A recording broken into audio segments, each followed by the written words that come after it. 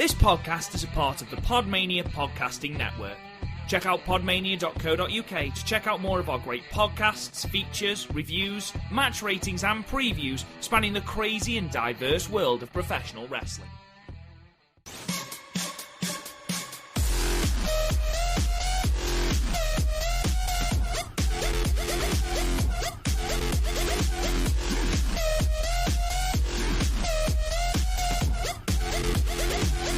Now you're going to die.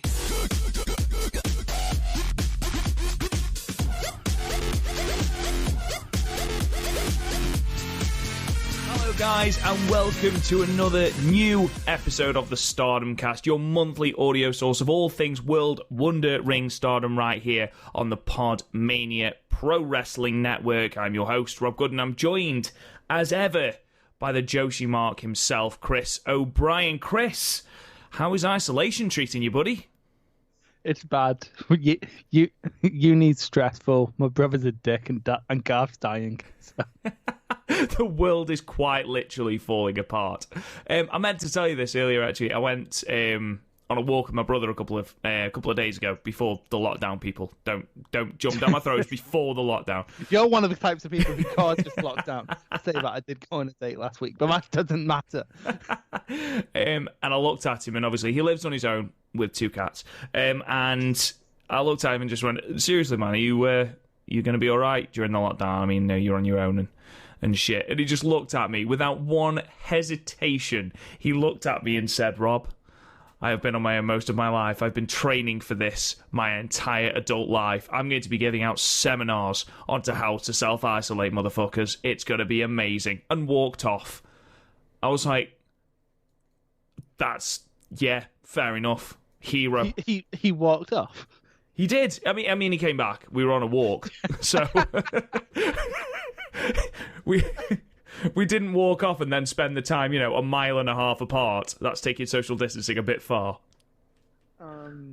Yeah. To be fair though, what people are so it was the day before the lockdown. It was Mother's Day, and my sister texted me going, "Hey, did you get Mum a Mother's Day present?" And if I don't get her a Mother's Day present, it's kind of awkward because I live with her. So how did I forget again? So she was like, "Look, because of Corona, because she has a kid and all that, she can't be traveling all over the place. So she's like, I'll go half it and we can get her like a nice little Mother's package." So we were going to get her some gin, some tonic, some nice tonic because it's Mother's Day, and some like wee chocolates and stuff. People are fucking hoarding the tonic. There was no tonic water in Asda. Who the fuck thinks, "Oh Christ, I might not be able to go outside for a while. You know what? I'm gonna buy all the tonic." The gin was fine, but it's just the tonic. There's so much gin. That's the thing. There's so much gin. Like there was a comical amount of gin, considering there was no tonic. You just imagine people at the tonic factory just going, Do you think we need to buy it? Nah, there's fucking loads of it. The gin will run out before the tonic. Oh, how wrong they are. Literally, it's like a litre of gin compared to like 500. We could only find it like one 500ml bottle of tonic. But that was all that mattered, and that's all that was important for your mum. You got it for her, and that's the most important thing. Yeah, to be fair, that's the only thing this house is stockpiling is alcohol. So. I thought you meant tonic water. I was like, you're the problem. Anyway, there's been a lot going on recently, obviously, in the entire world of wrestling. And this has sort of come to light with Stardom announcing that, finally, after, over a month of not doing any shows and, then doing a show with obviously no crowd, which we'll get into in a moment. It was announced that they'd carry on with the Cinderella Tournament. And in the same day, I believe, or around that time, New Japan announced that they would be cancelling all shows up to and including Sakura Genesis 2020, which was due to emanate from Sumo Hall, and the first show of the Road to Dontaku show. Now, obviously bearing in mind that All Japan aired a show on Monday, their Dream Power Series show, headlined by Suwama and Kento. Why do you think, Chris, New Japan are continuously cancelling shows. The reason I ask, I understand that companies like Big Japan have been running this entire time with limited audience. DDT came back. And obviously Stardom are back now. And I know that some companies, like All Japan, for example, need to come back to get the money to stay afloat. And smaller companies are under a lot of pressure to do that. The thing that, and obviously New Japan being the biggest company in Japan, don't need to do that. You know, they're fine financially. I think you said before, Chris, that the amount of money they pulled in from Wrestle Kingdom alone will tide them over for this year. The reason I'm asking is obviously Stardom have seen it prudent, should I say, to start wrestling again and actually having people in. But they are owned by Bushiroad. And obviously Bushiroad is the company that owns both Stardom and New Japan. So why bring Stardom back, yet keep cancelling New Japan dates? Is it just a case of, you know, ultimately these shows are from, you know, Korakuen and they're a maximum, 1,600 seat venue, whereas Sumo Hall is, you know, it tops out at, I think, about 11,000. Is it a case of that? Or why do you think, Chris? I think it is that. I think it's just a case of that they do run much bigger shows. Where you look at this show, like Korakuen Hall, was more than half empty. There's only 500 people there, which is worth mentioning. Is a much smaller cap than what All Japan put on for the show the day before. Like All Japan drew about 1,200 people to Sumo Hall. To Sumo? Yeah, not to Sumo, to Korakuen. Oh, okay. The day before, so like they're letting in a lot less people. Like honestly, in terms of like money, I could see Stardom being fine, to be honest, because like I think I'm right in saying I'm probably wrong, but a lot of their money comes from like merch sales and meet and greets. I imagine that is a massive part of their gross income. Yeah, sure. I really don't know. Like it's a weird one. Like, it came out today that I think apparently the Japanese government was sort of hiding corona numbers to try and keep the Olympics. When your company is basing, I mean, what would be an enormous windfall in the summer, you've got hundreds of thousands of people, maybe even millions of people descending on the capital come August to watch this incredible thing. And, you know, it's going to bring in huge tourism numbers. Your economy is going to soar. You don't want to lose that, you know, if you can help it. But, like, it is super unethical to go, it's very suspicious that numbers started spiking 3 days after 3 days of no new cases. Yeah, and I think potentially with the Olympics now officially being postponed until 2021, I think we'll probably see a few more numbers coming out of Japan.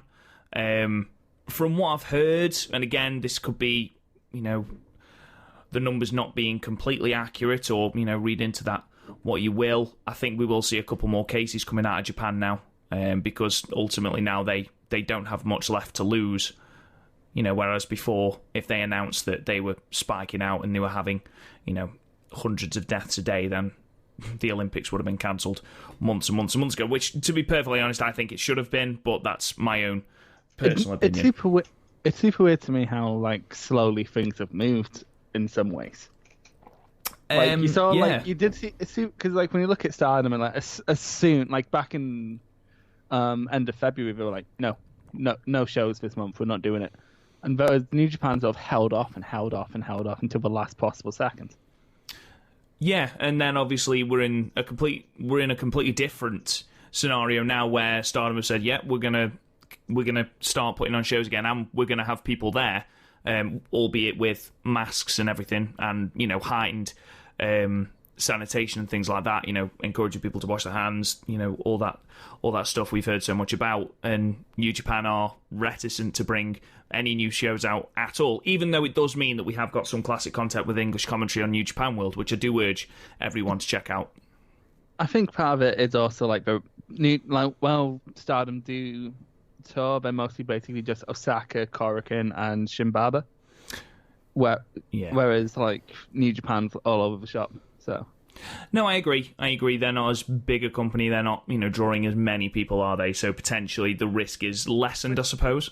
Like, I guess if it put, like, we know Stardom to be able to draw much, much more than 500 people to a Korakuen show, especially when compared to like an All Japan show. So like, in reality, I think they're basically trying to just gonna put a small amount of people in a big room. Yeah, no, I get that. It's, the numbers that you're talking about, obviously, there was 1,200 at the All Japan show on Monday, and the official attendance listed for the Cinderella Tournament from the 24th was 538. And, just to watch this show, only the front rows, I think I counted the front 5 rows on the opposite side from the hard cam. You've got the first 5 rows and then literally no one. And that's the same on all 4 sides. So yeah, when you're looking on 4 sides, there are people that they're really scared. Yeah, and it still concerns me that, yes, most of them were wearing masks, and you can assume that hand washing was taking place and things like that, but they were still very, very close to one another, and that's still something that worries me. There's been stories of countries trying to, gradually bring life back to normal again, and have done it too quickly, and then have had to re-bring in all these measures, and I don't want that to happen anywhere, but I don't want it to happen in Japan, a country where, I enjoy their wrestling and their entertainment output. Yeah, coronavirus. We want to watch fucking wrestling. If you fuck up the G1, I'm gonna kill you. I don't think you understand how upset I am at the loss of the New Japan Cup coronavirus, you bastard. Yeah, it gave Rob a match he was really high on, and then he shut up for the rest of the year. Seriously, it was so weird, like the drop off in how much you love Naito versus Ibushi, and then like it just stopped. Yeah, no, I agree. Anyway, enough New Japan news. This, of course, is a Stardom podcast. Let's get on to some Stardom. The last time we spoke to you, we were just on the cusp of the Stardom The Way to Major League show, which was their show from Korakuen on the 8th of February.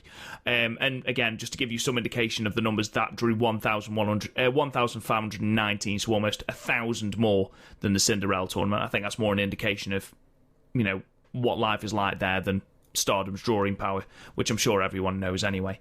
But Chris, the 8th of February show, just to quickly go through some of the bigger matches, that was where Donna Del Mondo, the team of Giulia, Maika and Sayori, won the Artist of Stardom titles from the Queen's Quest team of Azumi, Momo and Utami.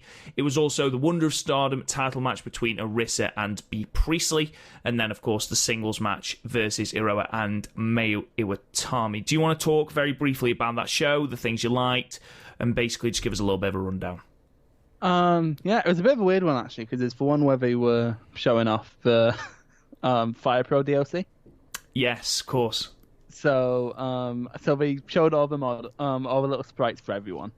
And then everyone came out, and the sprites are already out of date. Like, even small, like someone like Saya Ida, who wears like very basic green attire. Even that had changed from the sprite. You can just imagine the people behind Fire Pro just going, for fuck's sake. And like Bea Priestley, of course, is wearing a very, very different attire nowadays. But anyway, just going through like the 4 main matches. There's a number 1 contenders match for the artist title, which isn't normally number 1 contendership matches, is there? It's normally just, I want it. Okay, come get it, bitch. Oedetai beating TCS, which is a weird one. Because like Oedetai is in a weird place where like the Gaijins are the most compelling part of them. Like, I mean, look at their leader. Well, I mean, we had a conversation not so long ago, Chris, where I was convinced that the leader was Natsu Sumia. Absolutely convinced. I was looking at it going, what? It's obviously Tora. No, it's not. It's Sumia. I know it's Sumia. And you were just like, no, it's Natsuka Toro. I'm sorry, but like everyone in there, why would you... I think Saki is more claiming. She's the Dolph Ziggler of Stardom. She made a very dull match even duller, but we'll get into that in a moment. We will get into that. It was fine. Like, honestly, Oedo going over TCS was weird, mostly because TCS and Donna Del Mondo are feuding. But like, I think that was meant to like make the finals of Cinderella make more sense, because as it stands, it didn't make a ton of sense. But we'll get to that. Then there was Donna Del Mondo beating of Giulia, Micah, and Sayuri, beating the Queen's Quest team of Azumi, Momo, and Utami, which was fun. Like, I think there was one bit where like Sayuri and Momo just did like the Ishii Shibata thing, where they kept sitting down and telling each other to hit each other. It was great. Like, Momo just sort of like planted. Like, I'm trying to think of like when a kid is really angry, walks in and just goes, ah! It was like that. It's like, kick me. So that was fun. Arisa versus B was better than I expected, given how like we don't normally mix. There's this really cool bit where Arisa went for the Oscutter, because you know how she's been doing that to annoy B Priestley. Yes. Yeah. So B jumped up and did like a springboard German suplex. I've seen that gift, and I know that B also, they did a similar spot in the recent Osprey B match. Yeah, exactly. But yeah, it was a fun match. 7, like on the cusp of an 8 out of 10, but like unfortunately, like, B Priestley is great at the moves, but not at much else. She's really good at dropping Mayu in her head. And then we have Takumi Hiro. I can't say her name properly. I've actually never heard it said out loud, like in the way we say it. Like, because of course, like the Japanese announcers go Ihiro Takumi or whatever, but like this way I've never actually heard it said out loud. I just realised that. Taking on Mayu Iwatani, and oh my god, Rob, I can't believe you haven't watched this fucking match yet. Now, you have very, very much waxed lyrical about how good this match is, and we spoke briefly before we came on, and this might be your favourite Joshi match ever, am I right in thinking? Yeah, like the only thing possibly being it is Arisa and Jungle. But like they're very different matches. Arisa and Jungle were sort of like... Actually, we're not about it, because the thing is, though, because basically, you know how every time we see like, a big man versus small man match build, we think, oh, that's going to be great, and then the big man doesn't pull his weight? Yes. It was like that, but the big man pulled his weight. I love it when that happens. I love it when everyone in the match tries. But no, seriously, like Mayu was on the back. I watched this match last like a month ago, so like the fact I can remember all I should say, you need to know, but like early on, Mayu got thrown, like lawn darted into like the ring post, not from the outside, so not into the buckle, like literally just into the post, because she has no sense of she might die one day. And then like Aurora was just beating her, and then like Mayu is probably one of the best ever, like in Stardom, well probably the best in Stardom on like hope spots. Like she kept like using Ihora's the amount of different pronunciation, Jesus, but kept using her momentum against her to try and get quick wins. There's this bit, and you've seen this because I sent it to the group chat, but whereas like I was doing like fucking Power Ranger kicks. Yeah, I have seen this. And then Mayu just ducks them all and hits a German suplex, and like the whole time I was watching this, like, oh my god, like I was like the fucking Osprey Takahashi bit in their match where I was just there going, oh my god, what the fuck did I just watch? And then like some absolutely devastating power bombs, like you have no, seriously, ouch, I wanted to cry. And then Aurora beat her with a running 3, which is like a running Razor's Edge, and oh my god. And then so afterwards, setting up the next show we're going to talk about, her Mayu was like, hey Takumi, we should fight again, because that's just what Mayu is. Apparently she's a sucker for pain. She is an absolute sucker. The perfect girl for Rob. Bastard. No, and then like Saki came out. And she was like, I want to fight you. She was like, I have no interest in fighting you. And from this Cinderella show, there's every reason why she's got no interest. To be fair, you didn't see the title match. Well, let's let's get into that now. Obviously, a month later then, exactly a month later, Stardom had cancelled all of their shows, but obviously with Korakuen basically being their big show every month, they didn't feel like they could cancel it, so instead they put on a show with no people, which we've become very accustomed to with WWE and AEW doing the same, called Stardom No People Gate on the 8th of March. They aired it live for free on YouTube. It is, of course, now available on Stardom World. I think it's obviously still available on YouTube. It's on Stardom World and it's still on YouTube. I think on Stardom World they have like the individual matches with the promos. Yeah, with the English style promos. I have no interest in rewatching anything on this show, so I haven't looked. Well, this is where I was going to ask your opinion. Obviously, I didn't have time to watch it. I was still at work at this point. One title match, which was the Goddesses of Stardom title match with the Iwido Tai team of B and Jamie defeating Queen's Quest, Momo, and Utami in 13:45. But otherwise, 5 matches, a fairly sparse card. Chris, anything you can shed light on? All right, so first of all, the Battle Royal was one of those matches where it can be given between anything and a 3 and a 6, and I'd probably agree with them. It depends how much you care about structure in your wrestling. The two notable things. One, Natsushi Mirai definitely fancies Jushin Thunder Liger. Who doesn't? And, I mean, ouch. But Death Yama-san was fun, but also weird because their gimmick is mostly about playing to the crowd. There was a couple of surprise entrances, but I know nothing about any of them. Layla Hirsch is apparently still in the country. I had no clue. And Saya Ida pulled a Mick Foley in the 1998 Rumble because she came out as 3 different competitors. Amazing. She was Saya Ida and then became Captain Stardom. And then Super Strong Starlight Machine. Yeah. And she just came out, and I was like, this weirdly Saya Ida shaped person is dressed up a super strong machine. Am I watching a DDT show? What is going on? She had a fairly busy night, Saya Ida, because wasn't she in the next the singles match after this? Basically, because Arisa was injured, Natsu Tora, they need to make Tora continue to look strong because she's the leader of Oedatai. And so she came out and was like, we're fighting. They thought it was a match. Saya Ida was in no place to have in any way a competitive match because she just went through a 24-minute battle royal, which she was in 3 times.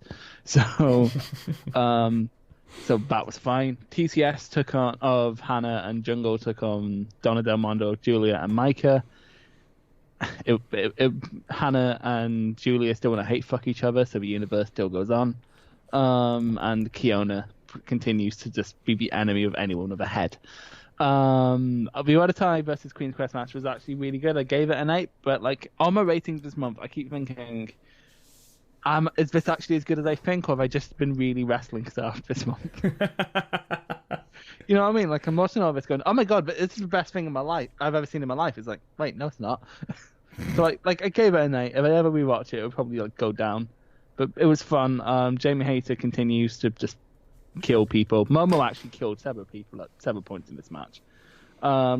She hit the Dude Buster, which by the way I really need to look up what movie it's actually called in Stardom because I'm pretty sure people are going to get annoyed if they keep calling it the Dude Buster. It's called the B Driver. Okay. That's even worse. I'm gonna, you know what? Fuck it. I'm gonna keep calling it the Dude Buster. I'm making a point.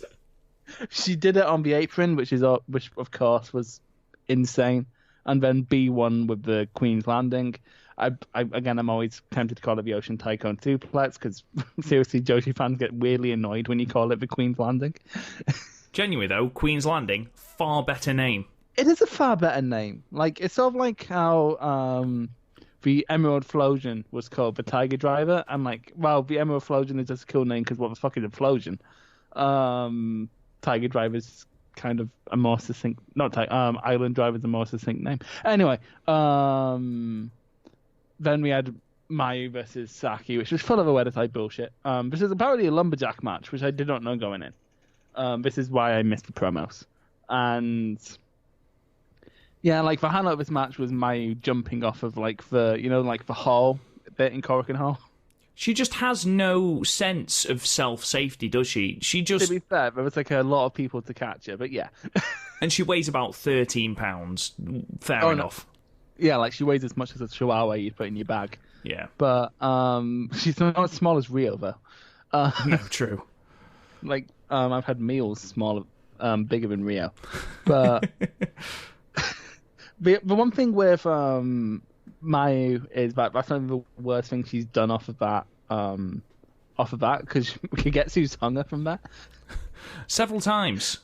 Yes, and then once she just let her go and she just dropped. I was like, Jesus Christ. Doing the rounds on social media at the moment is a GIF compilation of all the times that Iwatani have tried to destroy Mayu. And the worst one by far, like the spots where she's hung from the balcony look horrible, but the worst one by far is where they push that onto her, where they push that like metal, it's like a entranceway onto Mayu, and she gets her head trapped between that and the guardrail. Oh fuck! I have seen that. Jesus Christ! And you're like, I'm sure it was worked, but then the more you watch it, you're like, but how was it worked? How? And we just need to put this out there. Kagetsu's Iwatani hit a lot different than Natsu's Iwatani. Yeah, you're right. So yeah, all this sort of everything was up in the air for a while, and then Stardom announced that right, we are going to do our Cinderella tournament, and we're going to air the first round for free on YouTube, and everyone was like, oh, finally, wrestling is back. So a little bit of backstory behind the Cinderella Tournament. I'm sure Chris will correct me if I go wrong, but the Cinderella Tournament is a 16-woman single elimination tournament. Basically, it's a New Japan Cup, but it all happens in one night. Every match has a 10-minute limit, apart from the final, and you can win via pinfall, submission, or, which I didn't find out till partway through the fucking tournament, over the top rope elimination. So it is a slog. I think it would be more of a slog if, the matches went any longer. Luckily, you've got matches that lasted 2 minutes, 5 minutes, and, so on and so forth. The brackets then, Chris, going into this, you had Momo Watnanabe versus Starlight Kid, Giulia versus Jungle Kyona, Konami versus Azumi, Sayori versus Jamie Hayter, Saki Kashima versus Tam Nakano, Seiya Kamitani versus Natsuko Tora, who apparently is the leader of Iwatani, Utami Hayashishita versus Maika, and sort of billed as the main event of the first round was Mayu Iwatani versus Hana Kimura. Going into this, Chris, before we sort of dissect some of the matches, what matches really stood out to you as ones that were like, interesting? Momo and Starlight and Giulia versus Kyona, just thought, we could get a Momo Jungle rematch. I thought Tam versus Saki had the most to talk about storyline wise, because of course, did you know that Saki was once in Stars? I did, yes. I was being sarcastic. I think it might have been mentioned. Just a couple of times. Did you also know that Mayu has no interest in fighting Saki? Again, might have been mentioned. And Hana Kimura versus Mayu. By the way, this match caused an argument, not because, believe it or not, not because of Hana versus Mayu, but because I was like, yeah, Mayu should be thrown out of the first round, and then Rob wanted to kill me. Yes, we were coming up with our own dream scenarios in which Mayu versus Arisa was the final. To be fair, like I just looked at like the hyperbolic language we were using to like put forward how much good our favorites were. And I was like, we're not like this with any other wrestling company. Like with New Japan, we'll have a very spirited debate over who's better between like Okada and Naito or something. But then, it's like everyone in this is Taichi. I mean, speaking personally, I mean, I get more invested in characters in Stardom than I do in storylines, because the storylines are very basic, They are very basic. They basically come up with a match and then build the storyline on the road twos. Exactly. So, yeah, I mean, I think Mayu was great, and she was the first person that I saw from Stardom on that godforsaken match against Kelly Klein at Madison Square Garden. But Hey ho, never mind. So yeah, let's dive straight in then. 24th of the 3rd, 2020, the Cinderella Tournament. I didn't mention that the winner of the tournament gets a lovely dress and a trophy and a wish. The wish is usually, I want a title match. I don't think it's ever not been a title match. I think one year we need to get creative with it. Like Kyona wins and brings Jan back. Or like Sumire wins and gets a night with Jushin Liger. Well, that sort of leads us into that first match. That's amazing. But I am going to spoil the segue slightly. Just because before the show officially started, they had a pre-tournament photo. And during this pre-tournament photo, Hana Kimura was eating a banana. And she gave the skin to Mayu, just as they took the photo. And Mayu was going to be so mad. Bless her.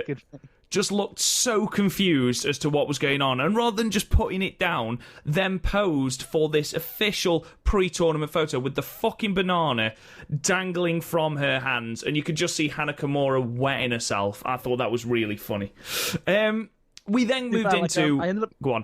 Very quickly, they were live streaming the press conference. I caught a tiny bit of it because I was like, I wonder if they have like a translator seeing how this is being live streamed. They didn't. Of course they didn't. But at some point, Hannah just got up on the table, and May just followed her. Bless her, because she was like, okay, and just got up the table.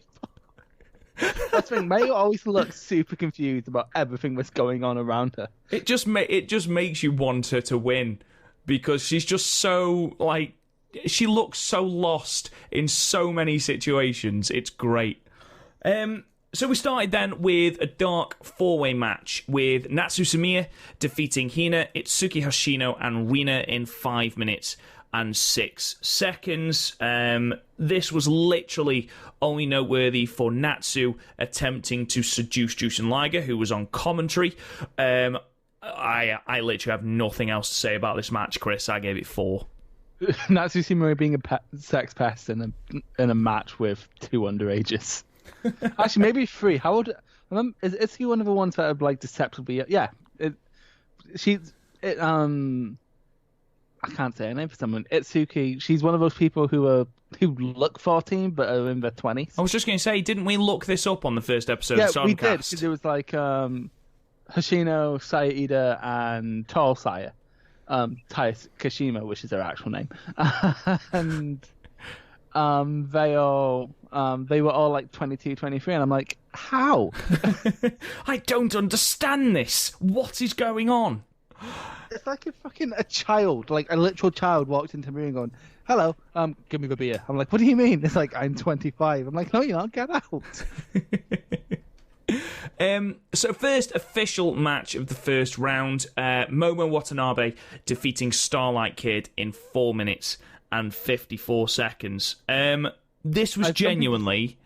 Very quickly, I have something to say about this match. The combined age of this match, so Momo's 20, Starlight's 18, is younger than the current WWE Universal Champion.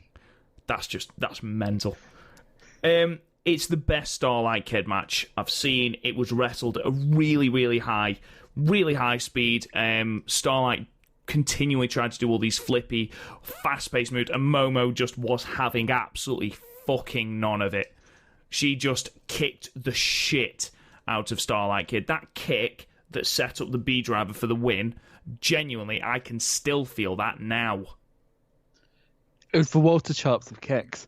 That's what I kind of liked about this. Like, Starlight was wrestling in the style of like the high-speed division, so she's going for like these quick roll-ups, the fluke win with a drop kick over the top rope. Like, that sets up just the story of what this tournament could be absolutely perfectly. Like, it's a perfect way to open it. And again, like, just Starlight tries to get quick wins. Momo's like, nah, I'm gonna kill this child. You want to win? I'm going to kick you in the head instead. It's like whenever I want to do, I want like the good bed when we're at Blackpool and Gasper. It's like, can I have it? No. Yeah, I enjoyed this match, and again, for me, One of the MVPs of this night was Momo Watanabe. I thought she had a really good tournament, even though she only wrestled 2 matches. Spoiler alert! I will just say at this point that we'll be giving our ratings for these matches, but the chances of any of them touching anyone's end-of-year list, very, very, very slim. That's worth mentioning, because like 10-minute time limit, you can't do a ton, so it does become all about how you pace in that 10 minutes. For example, this match was paced to go 5 minutes, therefore it's a highly rated 5-minute match. But also, like, if you're trying to, like, build the story of like a 30-minute match in a 5-minute match, that's not going to work. So it's not so much about what's in the match, more about pacing becomes a lot more important in situations like this.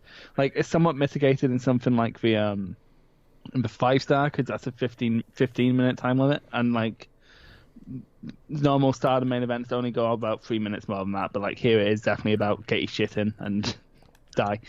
Yeah, exactly. I gave this 7. I thought it was a really enjoyable match. I get a 7 as well. Oh, babe. Especially basically the lucha shit at the beginning. Yeah, I did think that was really good. By By the way, Rob, did your girlfriend ever question it when you go, oh, babe? No, she knows that I'm talking. I answer the phone to everyone as hey, babe, apart from my boss, obviously, because that'd be weird. It was the most awkward thing in my life. So, like, I was kind of friends with this guy in college a couple of years ago, right? I was just we were gonna go on a night out after class. It was a Thursday, and we got off on a Thursday. So we get on a bus in town. Just answered the phone. Like he's a white guy who sounds more English than me, and was like, "What's up, Matt?" And he said the N-word. I'm like, "Oh my god." Long story short, Chris is no longer associated with that person. No, I mean I still went on the night out, but like I needed to get drunk, and he was buying, So. But now, social distancing. We move on to the second match then of the first round with Giulia defeating Jungle Kyona in 8 minutes and 23 seconds. Before Chris kicks off about the lack of appreciation for Jungle Kyona in this match, obviously there is history between these two, with Giulia's history with Tokyo Cyber Squad and Hana Kimura in particular. I thought Jungle made Giulia look a lot better than she was, and that became apparent as the tournament progressed. There was a horrible moment when Jungle nearly dropped Giulia on her head with a spinning scoop slam, but then made that completely irrelevant by literally taking her head off with the most beautiful sliding lariat I think I've ever seen in my life. There was a moment where I popped when I thought she was going to hit Giulia with the Jungle Buster.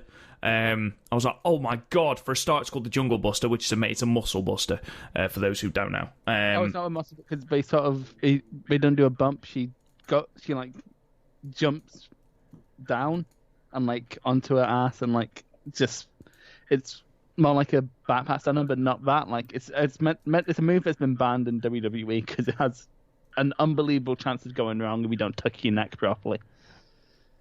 To be honest, you look at it and you think, yeah, it's banned for a good reason, that. Unfortunately, though, and again, Jungle did dominate the majority of this match. Oh, but there's this great moment where she hit a powerbomb and then got her back up, and it looked like she was going to do the Jungle Bomb, but then just fell back and hit her into the turnbuckle. Yeah, it was good. It was ace. But Giulia, two-move Giulia, eventually strapped in the Stealth Viper to win. Chris, very quickly, there's one good moment with there's one good thing that Giulia did, and I was like tied Jungle's hair behind her and started hitting with forearms. Yes, and she tried to do that later in the tournament, but it didn't work. And again, we'll get into that. Yeah, as I highlighted at the start of the match, it did become glaringly apparent that Giulia was having a good match because Jungle is great, as opposed to Giulia being able to carry the match. Well, that's the thing. Like, Giulia has 2 of the highest rated matches in this tournament for me, but when you look against who she was against, that makes sense. Like, we'll get into that in a second, but as soon as she was against talent lesser than the upper echelon of Stardom, she didn't go too well. By the way, very quickly, Giulia fans are very, very passionate and very fucking annoying. That's fine. I know that Giulia is obviously very, very highly regarded by Stardom. She is yet to be pinned and yet to be submitted.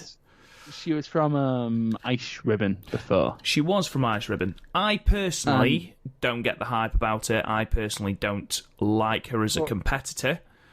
I've not seen her as in Ice Ribbon, but quite frankly, I shouldn't have to. Be good in Stardom if you're gonna be in Stardom. For the way I put it, I was talking to a Giulia fan on this page I'm in, and he was like, "We'll go watch her Ice Ribbon stuff or whatever," and I was like, "David Tennant, I love him in Doctor Who. It does not mean I will follow him to Broadchurch." Or in wrestling terms, Kushida left New Japan and went to NXT. I don't like Kushida in NXT because he isn't very good there. That saddens me greatly. I'm not going to lie. It does sadden me greatly because he's basically a jobber to the stars. If Adam Cole needs a good match, for throw him in with Kushida. Yeah. But anyway, this match was really good, and that's because Jungle is incapable of having bad matches. And if you're not going to have a good match, she's going to kill you. Jungle lost though. Life isn't worth living. I don't like Giulia. I have a big rant about Giulia set up for the finale, so I'm not going to blow my wad just yet, but because this was a good match and it deserves praising. I gave this an out of 10, Rob, if that gives you any indication. Yeah, I gave it a high 7, so 8's fine for me. Well, it's definitely a low 8, but it's still an 8, and I think the reason went 8 because with Arisa out for a while in Stardom, partly because we don't know when the next show is going to be, and partly because she's injured. We don't know when Arisa's going to come back. So Jungle is now my favourite. De facto favourite. Yeah, no, she's... I was thinking Jungle is always de facto. But yeah, no, Jungle's my favourite currently in Stardom. So, of course I'm going to pop. But the fact that she didn't win... She sold really well for Giulia. She did. Like I said, this match was good. I think... Because it was Jungle led. Yeah, we'll get into later Giulia matches. And something I will say, because it might seem like I'm ragging on Giulia a lot, and I am. One of her finishes. Oh my god! I'm sorry. I just clicked on her Cage Match profile. She's rated so highly on Cage Match. Giulia is. Yeah, 8.23. Maybe we're just missing something, Chris. A majority of people have given a 10 out of 10. I don't know what to say to that. Oh, you know what? Everyone who's watched here we go. Everyone jump on the bandwagon now. There's a reason Giulia is being positioned as a top player in Stardom, while only being 12 matches in. Don't be shocked if she's World of Stardom champion before December 2021. I mean, that's quite a long way away. I'd be very surprised if she wasn't. I'd be very surprised if someone didn't realize how shit she was before then and dropped her. Well, I will say this. Like I say, I thought her Stealth Viper, her submission, is a very, very good submission. I will give her that. It looks painful. At that Emerald Flosion type thing she does. But my main problem with Giulia, I'm fine with a lumbering big. I mean, she in position where she'd basically be like a Lance Archer type figure or something. Of which, Lance Archer winning the New Japan Cup, I wouldn't normally complain. But they very much gave her a Roman Reigns push here, and I don't get it. And also, I hate her character. Stupid question. She seems longer than she did before. She seems to have grown and got lankier. She evolved. Giulia has evolved into Julianne. But, she has a very different look from everyone else in Stardom. But also seriously, she is a Pokemon because the words she says you, all, love, and Giulia in that order. Yeah. Well, let's move on She's from Giulia because interesting member of Donna Del Mondo. I know, and you have got a massive rant. So let's move on from Giulia before we get stuck in a loop on this match. One's in a time loop, and the other one's an idiot. Moving on then to match 4, which was another Cinderella Tournament first round match with Konami defeating Azumi in 2 minutes and 36 seconds. Not a lot to say about this match. It was 2 minutes and 36 seconds. Tell you what, though, this is one of the best matches sub 3 minutes I've ever seen. Do you know what? I was going to say that exactly. The pace was ridiculous. The dueling arm bars and speedy reversals was great. Really, really high paced, as you would expect for sub 3 minutes. I gave it 6 because I didn't feel like I could give it 7 with it not going 3 minutes. I can kind of see that, but I kind of adjusted it because like Azumi singles matches very rarely go that long. All right, let's give it 7 because there are some undeniably lower matches later on in the match. Just before I go on to one of those aforementioned matches, Chris, have you got anything to say about the Konami Azumi match? It was really good. I sort of liked how just Azumi was like, all right, I'm going to try and kill you, and then Konami was just like killing her with one kick. I do like that story with the high speed guys versus the regular like heavyweight scene. It sort of helped Konami's main problem was if she's on screen for more than like 10 minutes, I'm probably really fucking bored. She's very much a one-trick pony in her strikes. I think with her, like the best comparison within like if we were to compare it to like New Japan is like Sonata, where like everything she does really well, but she has like more like 2017 like pre-Okada feud Sonata, where like she does everything really well, but she's so hard to like sort of grasp onto. And like in someone like Stardom, which is very much like you look at everyone's favorites in Stardom, it's like Hana, Mayu, Arisa, Jungle, Momo, like all these characters, all these like big personalities, and like Konami's just not that. No, I get that, and I think something like this, and also in the tag team with Jungle, I think that's perfect. Jungle for her. really helps because those two are basically a couple. I was about to say weird, but is it weird? It's not weird, but also like it's weird. What are you trying to say here, Chris? I don't know, but like, I don't know. They seem like one of those couples that like would collect something really weird and really obscure. Oh, so it's not the fact they're a couple that's weird. No, it's like, the type of couple they'd be that's weird. Yeah, no, exactly. Do you ever look at two people and think you're probably really weird when you're like alone together? And like that's what I think when I see Konami and Jungle. You've got test tubes of hair in your closet, haven't you? I mean, not that weird. Overall, I mean, I enjoyed Konami in this tournament. She wasn't in for long, obviously sub 5 minutes in both matches, I think. But even so, really good here. Nothing to complain about. What I did complain about is the next match with Sayori defeating Jamie Hayter in 4 minutes and 43 seconds. Okay, Chris, so very much telling a story here of Jamie's power versus Sayori's speed and technical ability. Basically, Sayori attempting to lock Jamie Hayter in the armbar, which is absolutely fine. But in a 4-minute match, how did it look like, A, both people were absolutely fucking exhausted halfway through, and secondly, why did A, Sayori whiff about 4 of her moves, and why does she not shut the fuck up? I'm not being funny. She makes it through, spoiler again, but if you're listening to this, you probably know the brackets anyway. She makes it through to the semi-finals, and honestly, it got to the semi-final, and I had to mute it. Because every time she's in a move, she's doing a move, she's running, she's standing still, she's making this horrible, grating noise, and it got to a point where I was just like, oh my god, shut the fuck up. You're a decent wrestler, just shut up, please. I mean, I thought Robbie Eagles was bad, but fuck me. Jesus Christ.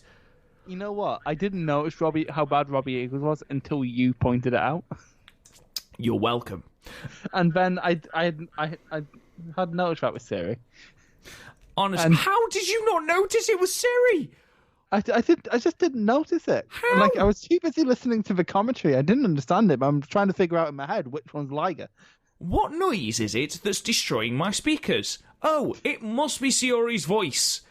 It's so loud, it's so grating, it's at such a register that I swear dogs on my street were turning round. Anyway.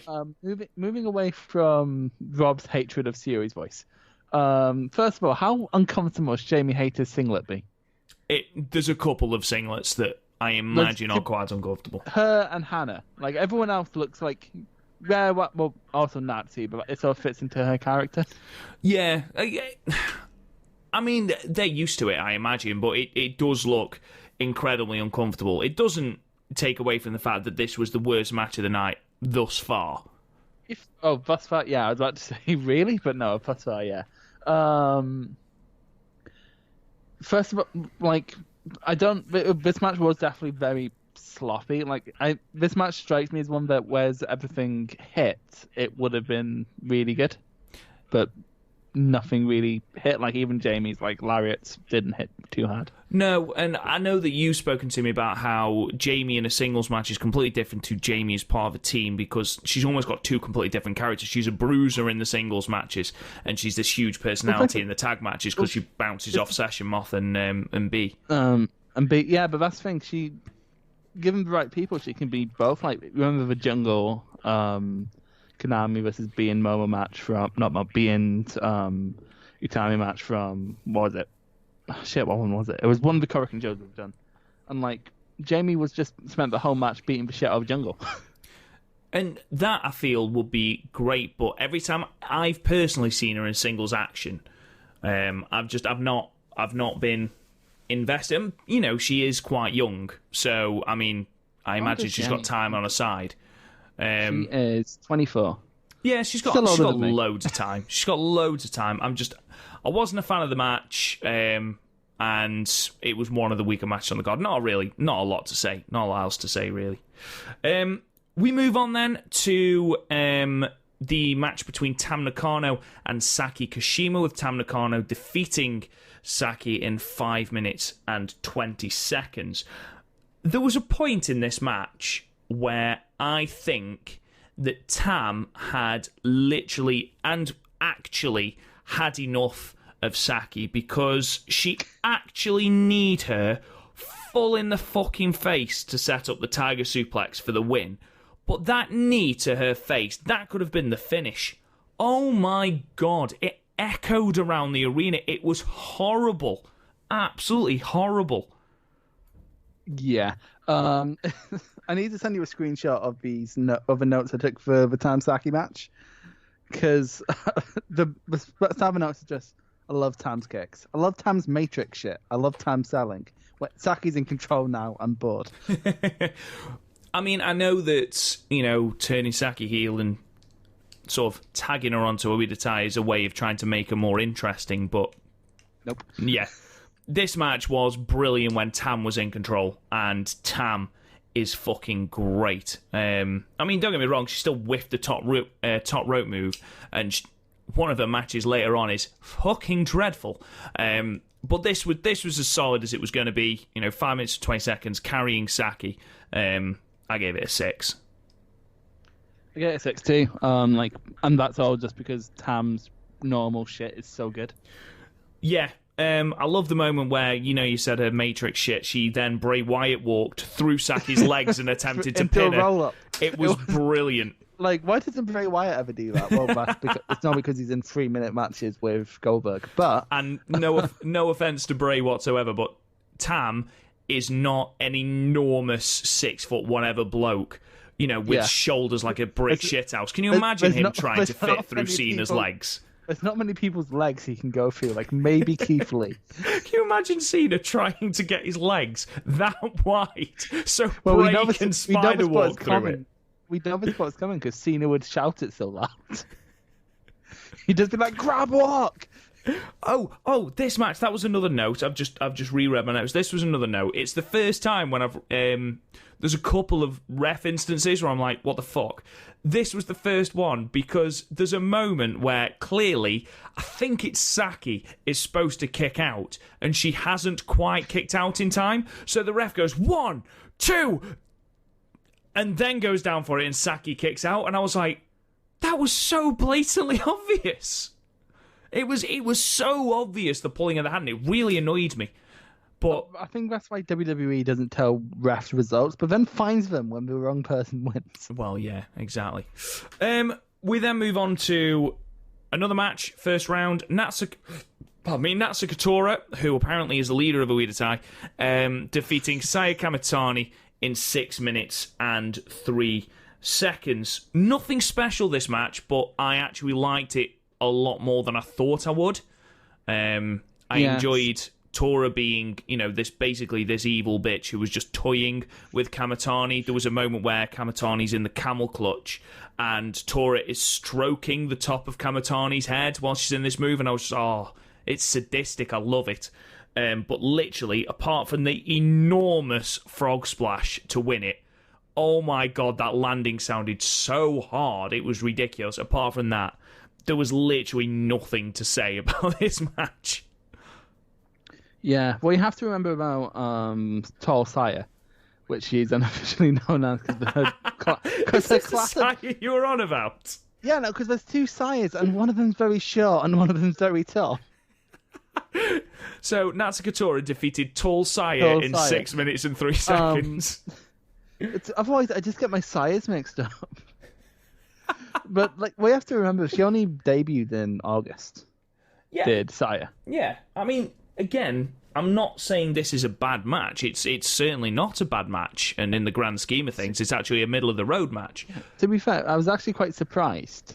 Because normally, Saya acts like 2007 Jack Evans, where she's just doing, shooting stars and shit. Yeah, and I did appreciate that she couldn't do that because Tora, as soon as Kamitani, sort of got a little bit away from her, Tora sort of dragged her back in, and then, she was never out of control of this match, and I thought it was a nice story to tell with Tora. Yeah, especially since she's been set up, spoilers, as the heel of the tournament, which would make sense against anyone but Giulia. But, well... We'll get into that in a minute, because from here... yeah. Yeah, from here, can we just appreciate... So, it's match 7. I gave this a 5.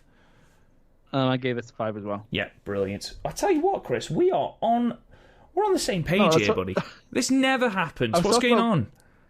I was talking about this with Garth a couple of weeks ago before the virus, right? And do you before remember he that almost time? died. Oh Christ, it was so good. And actually, no, back then it was more like, we'll be fine, but it'll be over. And nope. He was, and I was like, I love the two dynamics, because there's various times where I'm hosting with you two. It's like with me and Garth, we could not have two more different wrestling opinions. No, you are very much Jim Cornette and Excalibur. Yeah, and yeah, so. And I was like, but you respect my opinion, so it's cool to talk in that way. Whereas me and you are we normally the only match ratings we've been really apart on so far this year was Arisa versus Utami. Which apparently I'm not alone in that. A lot of Stardom people think that's match of the year. I don't agree with that, but still. Well, there you go. That's what differences of opinions are for, though. But that's the only one we've been apart on. So with me and you, we're more sort of oh, so we'd more point out shit the other one didn't notice. Yeah, exactly. For example, did you know that Natsuko Tora is the leader of Uedatai? I didn't know that. Did you know that Saya Kamitani is slightly taller than the other Saya in Stardom, Chris? She's not slightly taller. She's so much taller. And to be fair, it's super weird. How I was just saying how tall Saya turns into Jack Evans sometimes. Small Saya turns into fucking Walter sometimes. It's weird. I just wanted to make a note of this match, because after this match, the entire tournament goes fucking just absolute lunacy. It just starts. It's ridiculous. Dogs and cats living together, pure anarchy. Just apparently all rules and all booking went out of the window at this point. And the start of this was the sort of semi-main, if you will, of the first round, with Maika versus Utami Hayashishita going to a time limit draw, which was 10 minutes. Really good match, actually. A really strong, hard-hitting match. Obviously, there's a little bit of history between Utami and Maika, with Maika going for Utami's Future of Stardom Championship in January, so there was a little bit of history there, and basically the two have very, very good chemistry. What the fuck happened at the end? Because they were both on the apron, Utami got back in the ring, and then it looked like Maika had been disqualified for springboarding back into the ring, and at no point was it made clear that it was a time limit draw, because then they just carried on fighting, and people from both sides, so Donna Don Mondo and from Queen's Quest just started piling into the ring. So I was like, has someone been disqualified? No. Okay, we're not going to clarify that. Okay, cool. No, that's fine. And then, spoiler alert, because it went to a time limit draw, both of them got eliminated from the tournament. Yeah, that's what the time limit's there for, man. What the fuck? No, that's not what a tournament is for. No. The time limit, not the tournament. I'm sorry, a time limit draw. If you cannot find a winner, you put them both through. You don't eliminate them. What the fuck? Fun fact, we did that once in Progress. We did that last year with the Super Strong Style 16 tournament, where David Starr and Travis Banks wouldn't stop fighting for a referee discretion. So Jim Smallman was like, right, if you two stop fighting, you can both go through now. Fuck off. I hated that. I hated the end to it, and it got rid of one of the more accomplished wrestlers still in the tournament in Utami, so that really wound me up. Chris, very quickly before I carry on my rant, have you got any notes on this match, and what did you give it? This match was fun. This match was really basic for the most part, like basic mat work, but like both women are rookies, I believe, relative rookies, so that makes sense. I think Mike, because Just Tap Out, of where Mike is from, I'm pretty sure is a rookie promotion. Mike has less than 1 year experience. So, I mean, this was... they're both very heavily judo influenced, you could tell from this match. Yeah, like a lot of throws, which I'm fine with. Like, honestly, if that's the style they're going for, like, I'm fine watching that style. Like, there was no real bombs in this tournament. Like, I think that was the biggest issue here, was they weren't pacing themselves like, oh, I need to win this fast. They were just sort of having a normal match, and then the time limit happened. Yeah. Anyway, I gave it a 6 because the ending really got to me.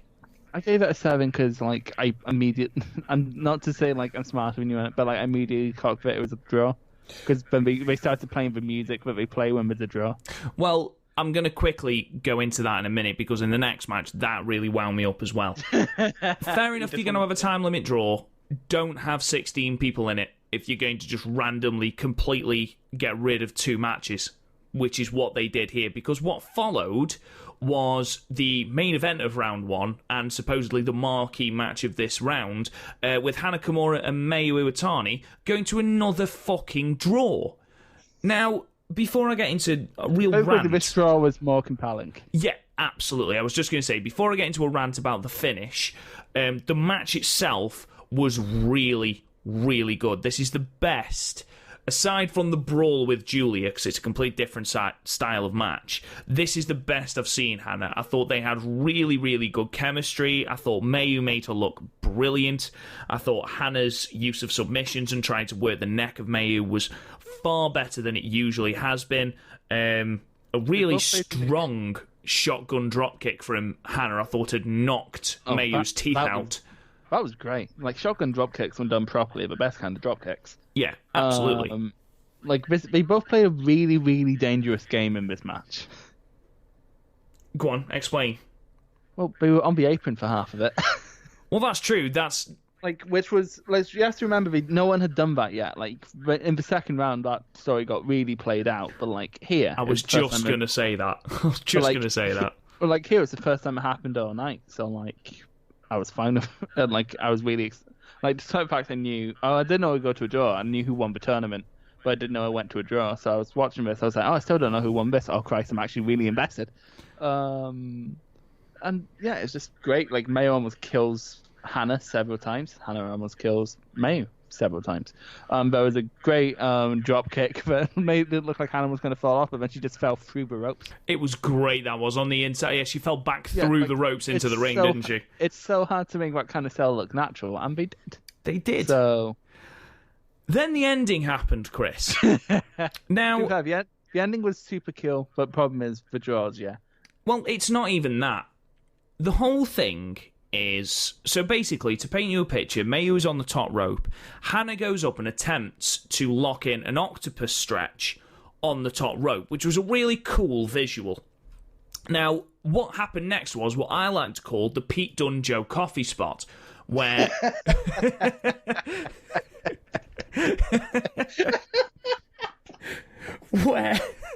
That was so unneeded. That was such an unneeded dig at Joe Coffey. Mate, it happened twice. The same spot. To be fair, both times it was an accident. I'm pretty sure it was planned here. Yeah, at least this was planned. So basically, as Hana is locking in the octopus stretch, they both fall from the top rope onto the floor. Basically, they're trying to recreate the Royal Rumble. Is it 94? No, 93. Royal Rumble 93. With Lex and Brett, and also Cena Batista. If that was an accident. Yes, absolutely. That wasn't finished by crowd vote though, which demoralisingly for Lex Luger this one was. But yeah, first of all, the continuation of Mayo just not caring about her future. It looked like such a nasty pump. Like we could, because it was single cam, the edited version isn't up on World yet. You seriously could not tell who won. Yeah, you can. Hana quite clearly lands first. And I'm not saying that because Mayu's my favourite, but even if it's not Hana, to me it looked like Hana ended up falling first and Mayu landed on top of her. Even if it was the other way round, there's no way that they have both landed at the same time on the floor. And in that case, there must be a winner. Yeah. Exactly. I'm sorry, but you can't just have a draw because both of them fell out. Someone hit the ground first. Whether that be Hana or Mayu. Don't forget, I was the person who said, yeah, Hana will win this match because it'll set up a match with Mayu later on down the line. But no. I wasn't high on that. After seeing this, I'm quite high on that. But then, no, we go, no one's going through, and we're going to cut to, well, that was the point where the YouTube feed cut out and you had to go to Stardom World to watch the second round and semi. But at this point, I was like, oh, so they must be doing maybe a four-way then between Maika, Utami, Hana and Mayu. I'd sort of twigged at this point that Maika and Utami had gone to a time limit draw because I was like, about 10 minutes has gone. This one, I was like, I wonder what they're going to do then. They're just going to put them in a three-way or something like that. But no, they're just going to eliminate both of them. Why? Why do that? Why do that with Utami, Hana, and Mayu? There was definitely a booking reason that didn't go well, but we will get into that. Fuck, it was such an upsetting ending to a match that I think it was the match that everyone was looking forward to most. It was your main event of round one. To then have it end in such an unsatisfactory way. Are you telling me everyone wasn't looking forward to as much to Natsuki Tora versus Tall Sire as I was? Tall Sire? Right, that's just what people call her. That's what you call her. No one else calls her that. Several people call her that. Anyway, I wanted to give it an 8, but then I went off on how angry I was. Not even that Mayu didn't win, because I didn't think Mayu was going to win anyway. I thought, I don't agree. If you're going to have them draw, go to a time limit draw. And I know that you can't have 2 time limit draws together, but space them out. Okay? Do what you have to do. Don't have such a convoluted way of finishing a match, because it's an interesting idea, but the chances of you having 2 people that are going to fall at exactly the same time, it's just, you're not going to be able to do it. And it ruined the match for me. It really did. It really wound me up. So I gave it 7. I didn't. I hated this match. Fuck it. 7 out of 10. No, I really enjoyed the ending. I didn't think about it as logically as you did. But I'm a less logical person. I think this is the second best match of the first round after the Slugfest, but honestly, that's just because that's more what I enjoy. I really liked it. This is probably my second favorite match of the entire tournament, to be honest. Again, I enjoyed the match. It was the ending that ruined it. I enjoyed the ending. The ending, so I really enjoyed that. I was like, fuck, they died. Just wound me up. It wound me up. And basically, this match is the one I'm getting back to on Stardom World to see who landed first, because quite clearly someone landed first. So someone should have gone through, whether that is Mayu or Hana. Fuck's sake. Anyway. Well, I gave it an 8. So this setup then, going into the second round and semi-finals, we only had 2 quarterfinals because they fucked up the booking, which left us with Momo Watanabe and Giulia in one of the quarterfinals, and in the other quarterfinal you had Konami and Sayori, with Tam getting a bye, basically, and Natsuko Toro getting a bye because, again, of the aforementioned bullshit. So our first quarterfinal match, we had Giulia defeating Momo Watanabe in 4 minutes and 37 seconds. This, even more than the jungle match, this for me went to show that Giulia has 2 moves, and that is it. She has, aside from her big boot and the occasional forearm strike, she has literally the Glorious Buster and the Stealth Viper. That's it. And she just constantly tries to go to those 2 moves. She doesn't seem to have transitional moves, which, fair enough, but it annoys me. It really does annoy me. However, this match was good. I didn't hate this match. I thought Momo carried the match. I thought Giulia did her part. Didn't agree with Giulia kicking out of the B driver, but then I suppose Momo did kick out of... That's not a finisher, bro. No, I know, it's the Peach Sunrise. Peach Sunrise, that's the one, not the Peach driver. I knew it's the Peach something. But then again, Momo did kick out of something of Giulia's. I can't quite remember. I forgot to note it down. This, again, they both ended up on the apron, and as you mentioned before, Chris, this is where that trope sort of got very, very tired. But I wasn't tired yet. This was only the second match that did it. Like, maybe they could have put this later on so it wouldn't be so close together. But then again, every fucking match did it. So... every single match that followed did this spot, with, I think, the exception of Sayori and Konami. I can't remember doing it. But yeah, we got Momo being hit with the Glorious Driver on the apron, which I thought was quite a cool finish, and then obviously she slumped to the floor, eliminated. I thought that was quite a cool finish, Chris. That was a cool finish, too. A really good match, because Momo was really good at avoiding Giulia's offense. Like, I understand there's not much to, like... There's not, it's not exactly. It's not an art to duck a big boot. You just go over like, oh, okay, I'm free. It's not like the fucking Ihara Mayu match where she was ducking fucking Power Ranger kicks. Like, yeah, Giulia's basically Kevin Nash. She does 2 moves, but I will, again, the Stealth Viper looks amazing, and like you've said before, she's got a lot better at the transition into the Glorious Driver and the Glorious Buster. A lot better into those transitions, because when she tried to do it on Hana in that match, it looked so sloppy. It looked really poor. It did. Again, this is probably like in my top 5 of the tournament, but that's mostly because Momo's so good. That's exactly what I've put in my notes. Momo really carried Giulia. Which is hard, because Giulia's quite big. She's grown. She's longer now. Longer. That's what I'm saying. Giving Torsaya a run for her money. I gave this 7. I thought it was a really good match. I also gave it 7. The finish was really, really good and really elevated it. Like, it's not like it elevated it from like a shit match from up, but yeah, what annoyed me about this match was like the rating was really, really on the wall at this point. Yeah, I think once you got into part 2, it was very, very clear that it was going to be Giulia winning. Spoilers. Because of the people who were left in, Momo has literally just had a shot at this championship. She's not going to do it again. She can try to get Arisa back. And then probably the next big one is Tam Nakano, isn't it, really? Yeah, to be fair, a lot of people predicted Tam. For 2 reasons. One, like, I don't know where the fuck the source is on this. So, like, don't quote me, but apparently in her contract, she's to get a title run. I wouldn't hate to see that. I wouldn't. Well, to be fair, like in terms of like a worker, she's probably top 5. Like the only people I really enjoy more than her is Mayu, Arisa, and Jungle. So, when you say title run, are we talking red belt or white belt?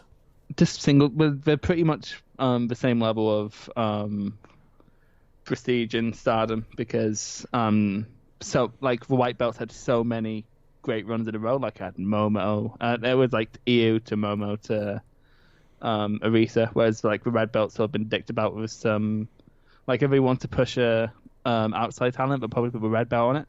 Which like it's weird because apparently I've not seen much of it, but apparently a lot of Stardom fans don't like Tony Storm's run with the red belt. I forgot Tony Storm had held the red belt, to be honest. To be fair, yeah. The only reason I know that is because someone brought up recently. Was like, her run was so bad, but I was like, was it though? Like it's Tony Storm. How bad can it be? We move on then. The second quarterfinal is the match between Syuri and Konami, with Syuri defeating Konami in 4 minutes and 35 seconds. I'd like to share with you the first note in all capitals of this match, which was, good God, shut the fuck up, Syuri. The match quality itself was fine. It's just it got to a point where it really did begin to grate on me. And you know, once you've focused on something, you can't stop focusing on it. It was that for me. I couldn't stop hearing this horrible... No, it's like Akira Tozawa, but on volume 50. It was just awful. It was like, shut up. However, I did really enjoy the transitions in this match. Syuri just constantly trying to hit or trying to lock in the armbar. Konami then trying to lock in her own version of it. There was one moment where Konami had Syuri in the armbar and Syuri attempted to roll out of it. So Konami rolled with her and locked her in a different variation of it. I thought that was really smooth, really seamless, really, really good variation of it. But ultimately, Syuri wins with the sit-down sharpshooter, which looked vicious. Which is a big thing, because Konami got to the finals of last year. Really? Yeah, it was her and Arisa in the finals. Can you imagine that was a good final match? It was. Not a lot to say about this match. I did think it was weird that they put Syuri and Giulia in the same semi-final match, but that's by the by. I only have one note for this match. Which was? Hang on, I've lost it. Jesus fuck the kicks. Yes, I couldn't have put that better myself. If I've got a tagline for this match, it's Jesus fuck the kicks. Like there was a lot of them. There was a lot of them, in fairness. There was a lot of them in this tournament. There was so many strong kicks, so many stiff kicks.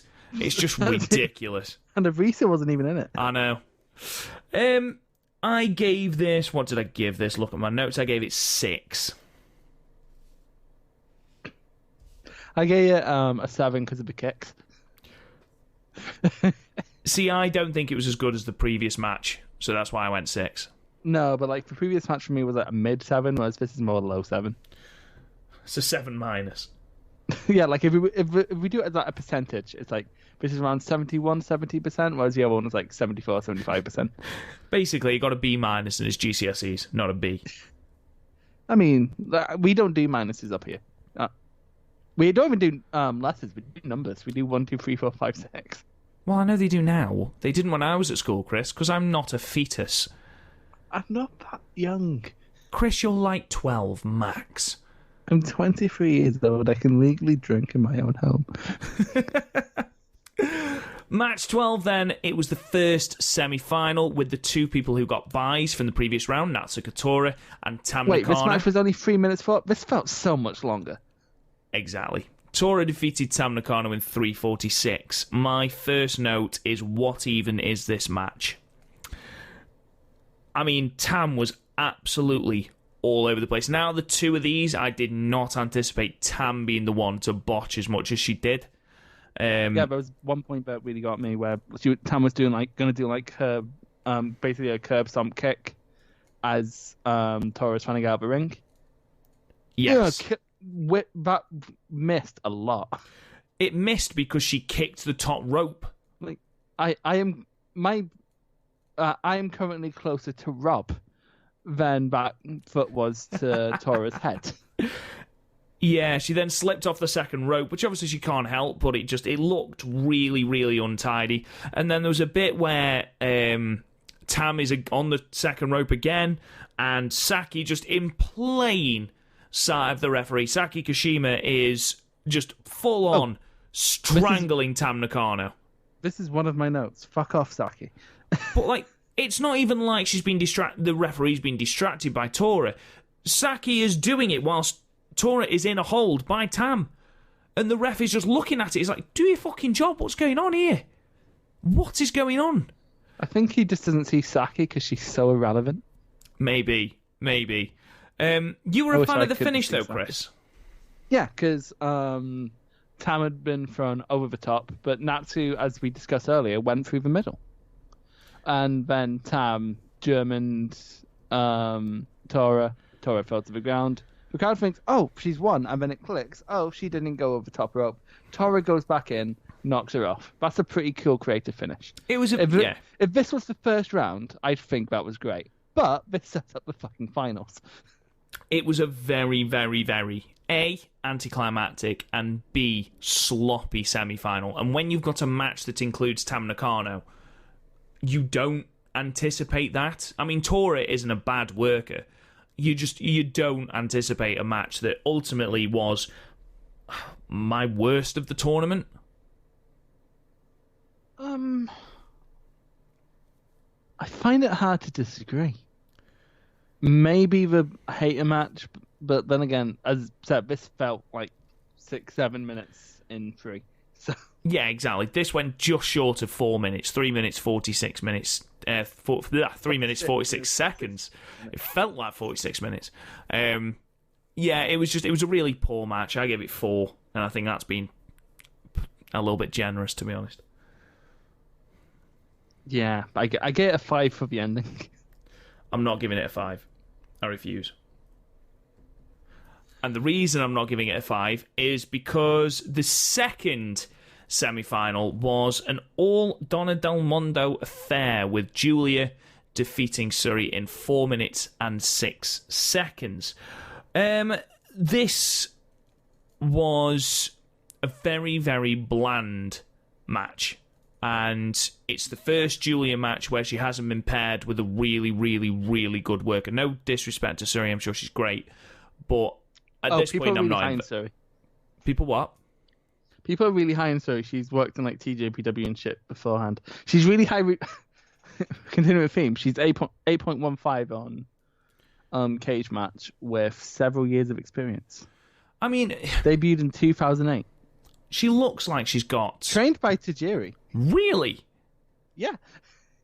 There you go. I mean, she's good, but she's not capable of carrying Giulia, who, Giulia is not a bad worker. Please don't go away from this podcast assuming that I'm just slagging off Giulia's work rate. She's okay. She's just so bland. And I've got another note for the final afterwards about just how bland I find her offense. Much as Suri's voice winds the living shit up out of me, at least she is emoting in some way. It's the problem Tammy used to have, but the difference is Tammy's a rookie and Giulia has been going, one sec, I can get this number up for you, for 2 years, so about the same amount of time. Why is she being pushed so hard? It really is a Roman Reigns push Giulia's getting, isn't it? I wish I had an answer. Roman Reigns, Lex Luger. Like, I'll get into it in my rant, but it's like so obvious. But yeah, no, there's nothing to talk about in this match. Like, nothing. Yeah, and the match was very nothing. There was one good thing that came out of this match. In fact, I'll tell you the exact ending note that I'll put in a minute. There was a wonderful visual of Suri attempting to German suplex Giulia off the apron, with Giulia hanging on to the rope on the outside and Suri bending backwards so her face was upside down towards the hard cam. I thought that was a really, really cool visual. Cool visual. And actually, there's one thing I forgot where Giulia just slapped the shit out of Suri. Well, she does that to Tora in the final as well. And, credit where credit's due. They were some good slaps. I described this match as a cavalcade of meh. Which I put, and I was quite proud of this. My feet stayed warm because no socks were being blown off. I love it. Yeah, that's the best way of describing it. This was supposed to be a semi-final. At this point, by the way, just a little spoiler to our fans out there, I didn't know that this was the semi-final. I thought this was still a quarterfinal. Oh, I have the exact text from Rob, and he realised what's going to happen. 1 second. Open WhatsApp. Fuck's sake. Fuck's sake, called it. So anyway, I gave that a 5, Chris. I also gave it a 5. Nothing offensive. They didn't botch anything. It's nothing that you can remember.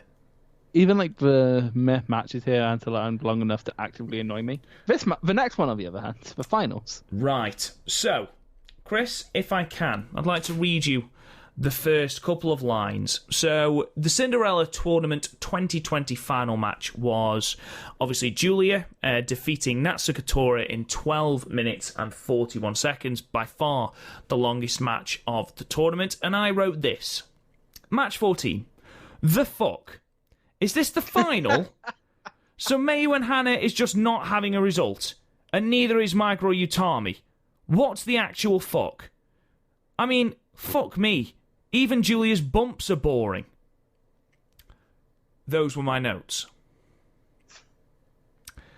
Okay. I mean, couple with that the fact that both people not only pushed the referee, but judo threw him across the ring. We had a chain being used openly in front of the referee. Okay, I think in this case is a case of there must be a decisive winner type thing. You know, sort of like how, like, I think it's a bit unfair to talk about, like, oh, they're not, the ref isn't DQing when one of your favorite matches is Ishimori versus Takahashi, where they fight all over the fucking shop. Do they touch the referee? Yes, several times. I mean, in this match, yes, not in. Yeah. In the Takahashi Ishimori match, do they touch the referee? Do they use weapons? Yes. They beat the. Go on. I hate when you're right. I know. I mean, they were trying to institute some sort of heat in this match with, as you rightly proclaimed at the start of the tournament, with Tora being the de facto heel of the tournament and Giulia somehow being the face, even though she has been portrayed as somewhat of a heel. I'm pretty sure that Donna Del Mondo are supposed to be sort of tweenery heel faction, but there we are. It felt so messy, it felt so meandering, and this isn't just on Giulia, this is on Tora as well. It was so boring. It really was. And this was supposed to be a final, and I don't know whether it's because I was deflated, because how long ago did I said to you that Giulia was winning this tournament? As soon as the brackets were announced. Yeah, I said, there's no way Giulia's not winning this. Giulia has to win this. I got irrationally angry. You Speaking did. of. Go on, do your rant, my friend. Okay. So, I've been holding this in. I am very emotional right now. I'm not. I am, though, but I'm not. So, like, this sort of booking can really, really, really, really work. Right? Because when you think about it, Giulia's the only person in the tournament who's had to wrestle a full tournament. Natsuko missed a match. And then, like, the other two matches went short. She was against a rookie and then cheated to beat Tam. But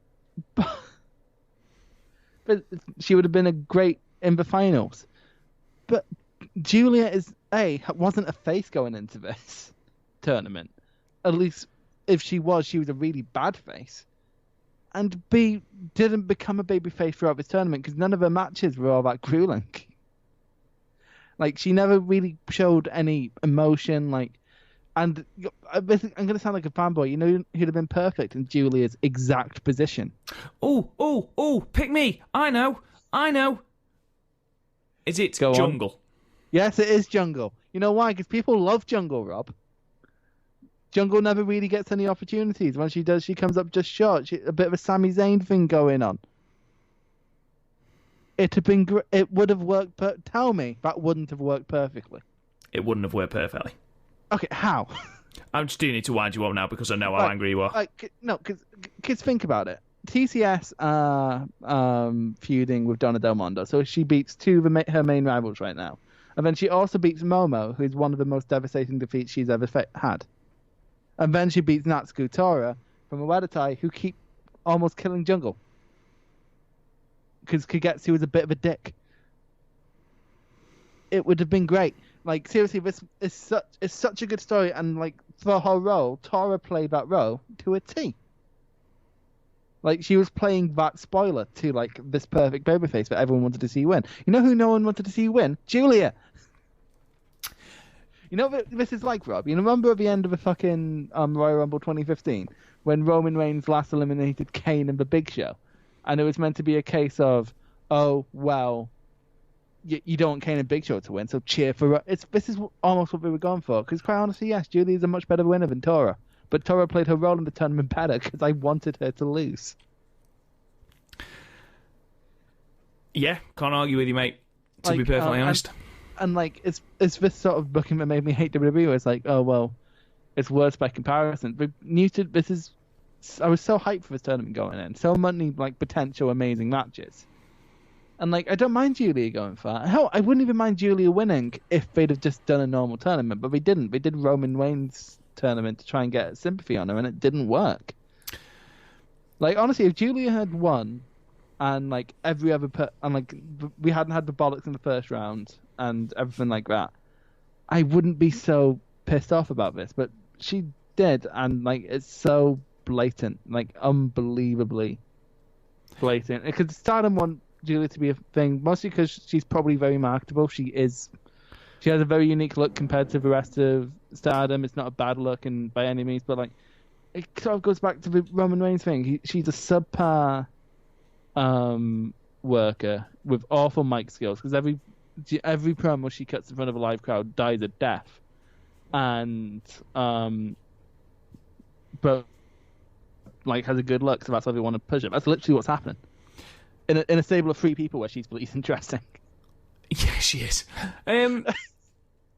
Just quickly, do you think they have booked certain areas of this tournament because they were unfortunately at a slight disadvantage, Stardom, at the fact that they had to cancel a lot of shows that would have built to this, potentially building heat between Tora and Giulia? If that was supposed to be their final, potentially, they would have built a lot more heat. You would have felt a lot more sympathy for Giulia if there had been a lot more exchanges on, I don't want to say the road 2 shows, but the road 2 shows. If Tora and, the rest of Iwatani are beating the living shit out of Giulia for 3 weeks, to then see Giulia beat Tora in the final, it would develop a sense of, of sympathy towards that babyface character, and she would be a babyface heading in. They are at a slight disadvantage at the fact that they have gone from, first of all, the 8th of February to the 8th of March with no shows. And don't forget, the 8th of March, with the exception of the title match, had absolutely no storyline relevance whatsoever.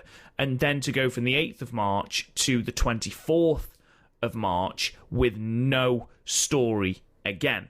It's difficult to, and I do sympathise with Stardom for that. And I think for the vast majority of this tournament, they did a good job. But there was the convoluted way they booked the 2 final matches of the first round, the Maika and Utami match and the Hana Kimura and Mayu match. It ruined those matches for me. And I personally, if you want Giulia to be the winner, perfect, okay? I think Giulia is a perfect person to win this tournament. Maybe not a 5-star yet, but this tournament is a good stepping stone, similar to the New Japan Cup being a perfect stepping stone for someone like Zack Sabre Jr. But you don't do it by clearing a path for her. You do it by having her put in those hard yards. Have her beat Mayu. Have her beat Hana again in another grueling match.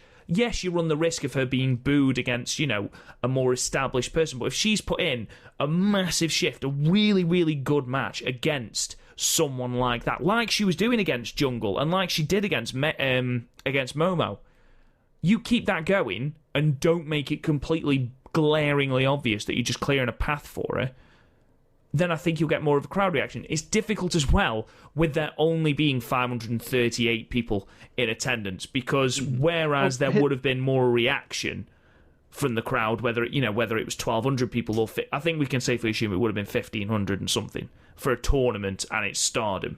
Yeah. there'd have been more of a reaction and potentially, we would have had different things and playing off the audience and things like that. It's difficult when you have got minimal people in attendance. I still think it was the wrong way of doing things. Right. If we were going to have a story like this, it needs to be an actual babyface. Like, you need to shuffle it around. So, like, someone like Tam or Mayu or Jungle or even Hana. Go. Sorry, I'm just laughing at the fact that Jungle gets put into that conversation all the time. Jungle, Jungle, Jungle! Right, leave me alone. But, like, honestly, you could have just had a normal tournament and then, like, Giulia and Tam in the finals would have been great. If, like, Giulia running isn't my problem. It's the way they booked her to win. Because, like, she hasn't actually won a... Like, it doesn't feel like she's won, like, a tournament. It just feels like she was handed a dress, really. It like, felt a little bit rushed, didn't it? It definitely, like, seriously, like, why not have Giulia and Tam in the finals if you had to have like the exact same brackets, or like there's such better finals you could have a final match you could have had for Giulia, because again the first two matches she had were really like on the higher end for this tournament, and then it just fell down a cliff. This was a really poorly booked tournament as a whole, and I know it's not fully Giulia's fault, but like to bring in your point of we could have built up more thing. They didn't interact at all on No People Gate. You could have had that happen. Like, I'm not disagreeing with you. One show's build isn't. I understand one show's build isn't a lot, but it's like, but they built to the first round matches, which is fine. But like, I doubt, like, if they didn't do it at all on No People Gate, I don't trust them to have done anything in the 3 weeks leading up to it. See. The question is, if you want Giulia to be the de facto babyface, which, I think everyone was assuming that she was, as, she's taken on Tora. The question is 3 weeks or however long enough to turn Giulia babyface? No. I mean, with the right booking, I think so. I think, if you put her against bruisers and stack the odds against her and things like that, then you can turn a babyface, make her more appealing to the crowd. If you're going to have her as a tweener, then yeah, I think someone like Tam should have been in the final and have Giulia beat Tam in the final. If you do that, though, you are running the risk of Giulia not getting over with the crowd and being booed. We don't know. I mean... But, like, if she's a tweener, that's fine. I mean, me and you don't know how Giulia is being received in Japan. Yes, her promos aren't great when she closes shows. I mean, again, it was difficult with... They're not even not great. They're not well received. Well, this is the thing. Like, she's getting the Tatsu... when Tatsu United got laughed out of the building at Sumo Hall, I think? That's what's happening every time Giulia has to cut a promo in front of a live crowd. Well, that's the problem. We don't really know what was said at the end of the Cinderella tournament. Because it wasn't up with the English subtitles.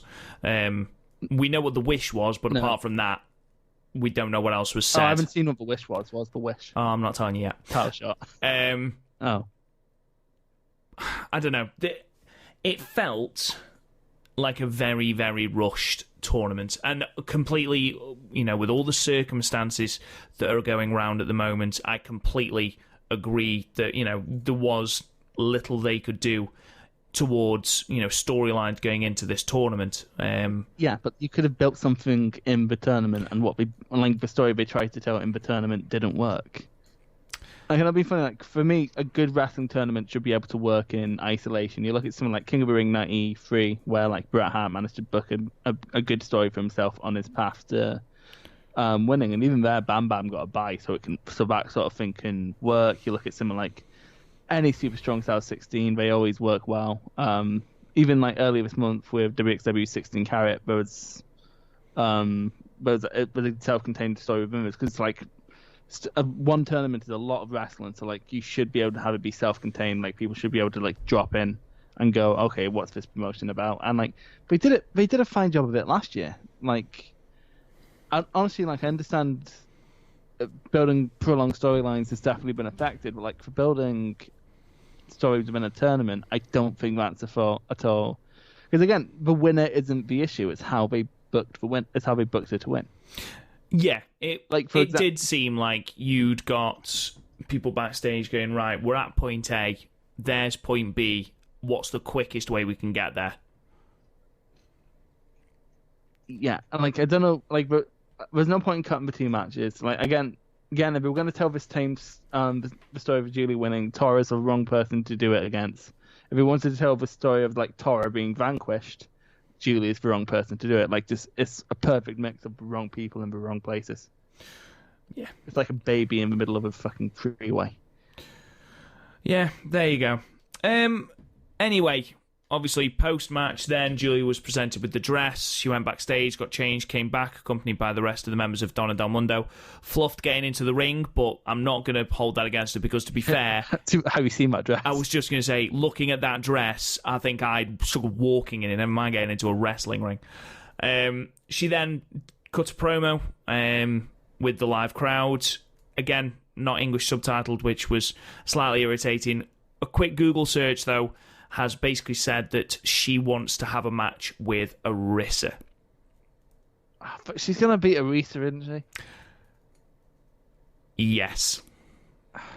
I mean, at the moment, Arisa is on a massive, massive unbeaten streak, a massive run with the white belt. You've got Giulia, who hasn't been pinned or submitted. Because of the Cinderella last year, actually. Yeah. Symmetry. So you can play off that sort of storyline. I think, of all the people to take the belt off Arisa, because at the moment there are very few people left to take the belt off Arisa. I think like she's beaten Tam, she's beaten Jungle. She hasn't done Hana yet, but like I'm not sure how well Hana would fit into the white belt, because like the white belt's very much like the work rate belt at this point. I say that Mayu's done a great job of like helping after Beige Rain. I say that Beige Rain wasn't bad. I'm going on a ramble. My point is, I'm not happy about this. Well, it looks like that is what's going to happen. And yeah, curtains close. So we get it just because it would annoy Rob. Curtain close on the Cinderella Tournament 2020. Chris, if you had to give this a letter grade A to D, you can have your pluses and minuses. What would you give this tournament as a whole, taking the entire thing into consideration? C minus. I don't think I'm as down on it as you. I know that you have very, very specific points that you are down on. I completely understand your points. The match quality of this tournament is really good, but like the base, like the booking, which is just got up. There's nothing good about the booking in this tournament. I could not agree with you more. I think the match quality overall, with the exception of two matches, was fine, and in most of the cases was great. I do agree that there was some booking decisions that made absolutely no fucking sense whatsoever, and I think it led to an anticlimactic final, which we still haven't rated, by the way. I gave it 6. Yes. I don't. I'm gonna just let you rate it because I'm just angry about. I'm so angry about the booking. I'd probably give it a 2. Despite the fact it's definitely not a 2. It is absolutely not a 2. So, ladies and gentlemen, it's definitely the best Tora match, I'd say. Yeah. Is it? Actually, no. I think the Hazuki one might be a bit better. Pardon me. Her retirement match. Yeah, but like I mostly just remember that because for some reason Jungle decided to shoot on her. Yeah, one of the best unanswered questions in Stardom cast history. Why did Jungle slap her? It's just a great unanswered wrestling question. Ladies and gentlemen, thank you so much for listening. We've waited for so long for Stardom to come back, and now it's finally back. Unfortunately, we've had no confirmation of any future cards or where they're going after this. It sounds like we're discussing lockdown in Japan. So. Well, fingers crossed that doesn't happen for many We've started caring about human lives now that the Olympics has been postponed. Well, fingers crossed that, the lockdown doesn't happen for many other non-wrestling related reasons. Totally not because I'm really excited for the Champions Carnival. Well, yeah, there is that, I suppose. Thank you so much for listening, ladies and gentlemen. You can, of course, talk to us on Twitter at the StardomCast. Don't forget to check out the website, www.podmania.co.uk, where, of course, you can go back, check out all the podcast archives of all the podcasts that are under the umbrella of Podmania Podcasting Network. Also includes lots of our features, columns, and articles, which we are revamping and bringing out again. You can also check out our match ratings archive, going across all promotions. Check out what we think of those, including the Cinderella Tournament ratings from today. Not all. We should say your local Fed is definitely not in there. Yes, Discovery Wrestling is not on there, Chris. I'm so sorry. To be fair, like, one of the best wrestling trilogies I've ever seen was The Undertaker versus Sugar Dunkerton. Don't forget to subscribe to the podcast. Leave us a 5-star review. You can find us in all the usual places: Apple Podcasts, Spotify, Castbox, Podbean, all the usual places. We are there. Chris, where can they find you on Twitter? And Bushi. You can also find me at Real Rob Goodwin. We shall be back when Stardom next go to Korakuen Hall. Unfortunately, we don't have a time frame for that, but as soon as we do, we'll make an announcement on Twitter, and we shall be back. Thank you so much for listening, and we'll talk to you guys again soon.